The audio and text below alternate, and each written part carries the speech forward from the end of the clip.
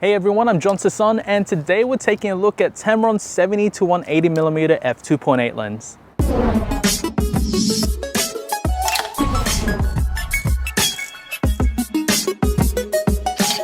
The Tamron 70-180mm F2.8 essentially completes what is otherwise known as the holy trinity of F2.8 constant aperture zoom lenses, joining the 17-28mm at the wide end and the 28-75mm in the mid zoom range. A lens that is very similar in terms of the design. You do have a 67mm filter thread, and taking a look at this lens, it is very light and reasonably compact, especially when you compare it to the Sony 70-200mm f2.8 GM lens. Now, a lot of people are going to be looking at those two lenses mainly because of its f2.8 aperture, which is constant throughout the zoom range.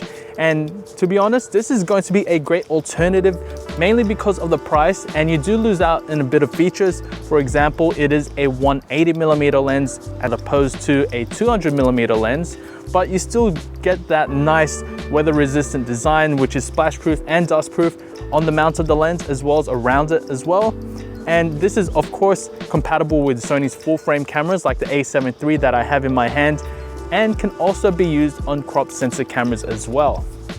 Now in this video, I'm going to be taking you through its design, features, performance, and of course what I personally think of it at the end of the video, so stay tuned.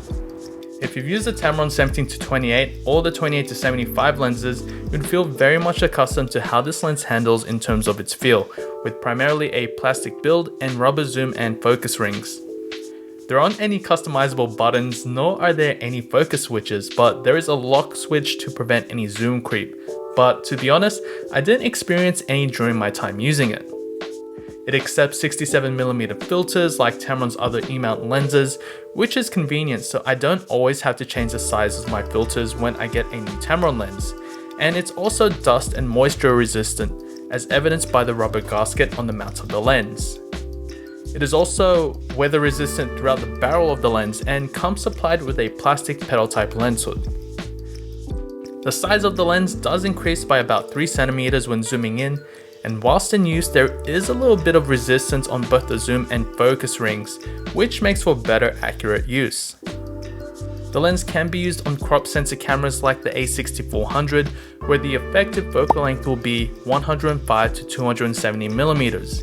And if you are using this on a full frame camera and want to get closer, you can always shoot in crop mode or use clear image zoom. I sometimes found that extra 20mm on a traditional 70-200mm lens does make a big difference, and in some cases just wasn't enough to get as close to my subject. Now keep in mind, you won't be able to use teleconverters with this lens either. Unfortunately, the lens doesn't have stabilization and instead relies on in-body stabilization of your camera body. That's only if your camera actually has it.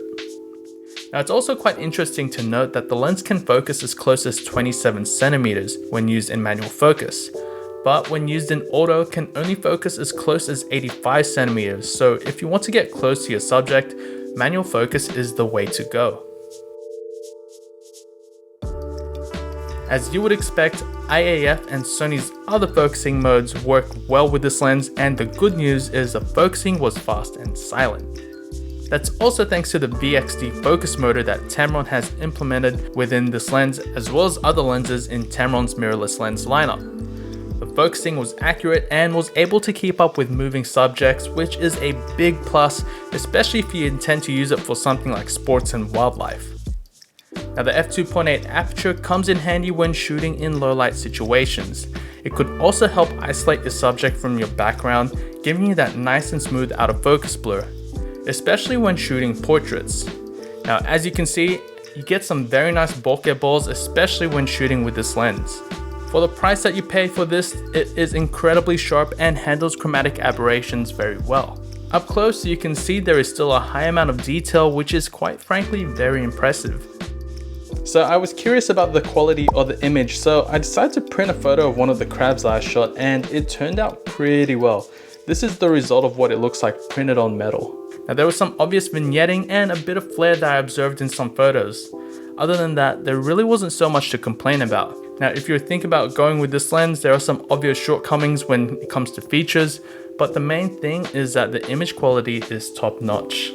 All right, now I hope you enjoyed my review on the Tamron 70-180mm F2.8. As you can already see, it is a lens that I would highly recommend, especially if you're on a budget and still want really good image quality out of it. Like I said earlier, you aren't going to get all the features that is available in the Sony 70-200, like a tripod collar, that extra 20 mils to bring you to 200mm focal length. But to be honest, you are getting a very reasonably priced, well-balanced type of lens. So it is extremely light for what it is. And I can't wait to see what Tamron brings out in terms of other zoom lenses. They did really complete this trinity of their full frame zooms with an f2.8 aperture, so I can give kudos to them for that. And I really do like the build. And like I said, image quality is great and the focusing is reasonably fast as well. Before we end this video, I just want to give a quick shout out to my friends at Camera Clicks. They were kind enough to let me use the Tamron 70-180. They are a camera store based in Sydney, so if you haven't already, check them out. They do have 3 branches out in Broadway, Ryde, and Hornsby. I will leave a link to their store in the description down below.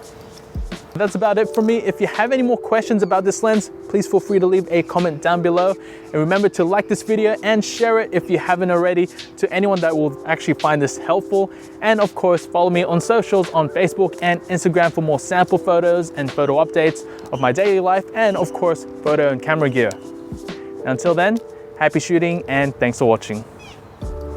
All right, so I hope you enjoyed that review on the Sony, not Sony,